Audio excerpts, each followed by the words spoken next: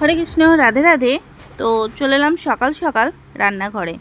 তো রান্নাঘরে প্রথমে এসেই তোমাদেরকে দেখিয়ে দিই আজকে কী কী রান্না হবে। আজকে রান্না হবে মোচার তরকারি, লাফা ভাজা, করলা ভাজা, আর হবে একটা লাল রঙের সবজি। লাল রঙের সবজি কোনটা সেটাই তোমাদেরকে দেখাবো, চলো। তো এই সবজিটা খাওয়া শরীরের পক্ষে খুবই ভালো, মানে প্রচুর পরিমাণে ভিটামিন থাকে। তো এই যে দেখো, এটা হচ্ছে বিট আর আলুর সবজি বানাবো, সেটাই তোমাদের সঙ্গে আজকে আমি শেয়ার করব। প্রত্যেকদিন কী আর ভিডিও দেবো বলো, ভিডিও আমি তো সেরকম বাইরে কোথাও যাই না, তাই টুকটাক রান্নাবান্নার ভিডিও, বাড়ির কাজকর্ম, দু একটা রিলস, এইসবই তোমাদেরকে আমি পোস্ট করি।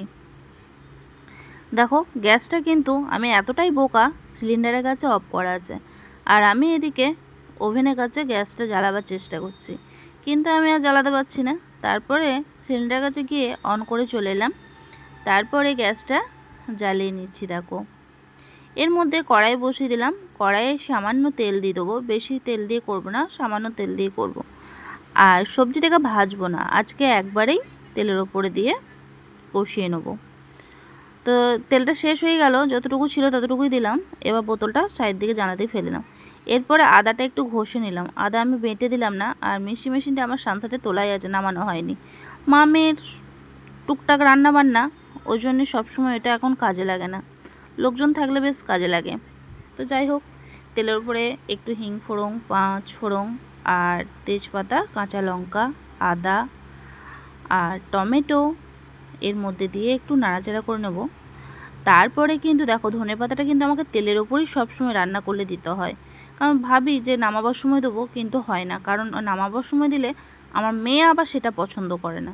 ওই জন্যে আমাকে তেলের ওপরে দিয়েই ধনেপাতাটা দিয়ে আমি রান্না করি। আর ধনেপাতা দিয়ে রান্না করতে আমার বেশ ভালো লাগে, আর আমি কিন্তু খুব সাদামাটাই রান্না করি, আমি অত ভজকট রান্না আমি করতে পারি না। খুব সিম্পল লাইফে সিম্পলভাবেই রান্নাবান্না করি। আমাদের লাইফটা তো সিম্পল, বলো। আমরা মা মেয়ে দুজনের সংসার আমাদের ছোট্টখাট্টো, তারই মধ্যে ভগবানকে ভোগ লেগে আমরা খুব মহা আনন্দের সবসময় প্রসাদ পাওয়ার চেষ্টা করি। তবে যাই হোক, মশলাটা কষিয়ে নিলাম। তারপরে এই যে দেখো, বিট আর আলু, এর মধ্যে দিলাম স্বাদ মতো লবণ দিয়ে দিলাম। কিন্তু বিট আর আলু যে জলটাতে আমি সেদ্ধ করতে দিয়েছিলাম, সেই জলটা কিন্তু আমি ফেলে দিই না, এই সবজির মধ্যে দিয়ে দেবো। আর কি বলো তো, বিট একটু সেদ্ধ হতে খুব সময় লাগে, প্রেসার কুকারে দিয়ে 5টা সিটি দিলাম, তাও সেদ্ধ হয় না, মানে একটু কেমন শক্ত শক্ত হয়েই থাকে। তাই দেখো, এই জলটা কিন্তু এর মধ্যে দিয়ে দিলাম। একদম এই জলটা যখন গালা গালাগা হয়ে যাবে, ততক্ষণ আমার বিটটা প্রায় সুন্দরভাবে সেদ্ধ হয়ে যাবে। তো মেয়ে আগে পছন্দ করতো না, যা হোক এখন ভগবানকে ভোগ লাগানোর পরে এখন সবই পছন্দ করে।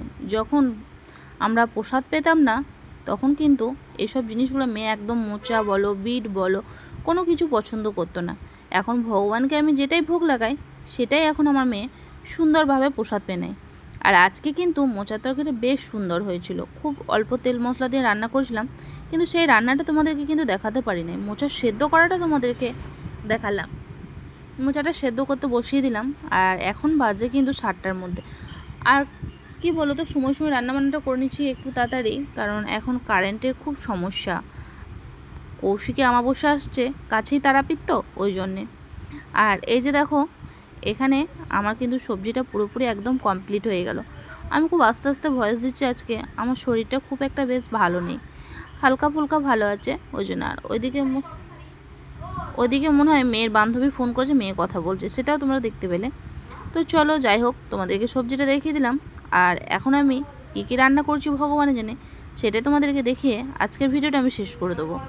তো দেখো, মোচার সবজি রান্না করেছিলাম মাখা মাখা করে, আর এখানে রান্না করেছি তোমার লাফা ভাজা, করলা ভাজা, আর আছে সাদা অন্ন। ব্যাস এটুকুই আজকের মতো রান্না। তো চলো, ভগবানকে ভোগ লাগিয়ে আমরা প্রসাদ পেয়ে নেবো। তো যাই হোক, আজকের মতো ভিডিওটা আমি এখানেই শেষ করলাম। তোমরা সুস্থ থেকো, ভালো থেকো, ভগবানের কাছে এই কামনাই করি। তোমাদের সঙ্গে দেখা হবে আবার অন্য একদিন। ভালো থেকো, রাধে রাধে, হরি বল, টাটা।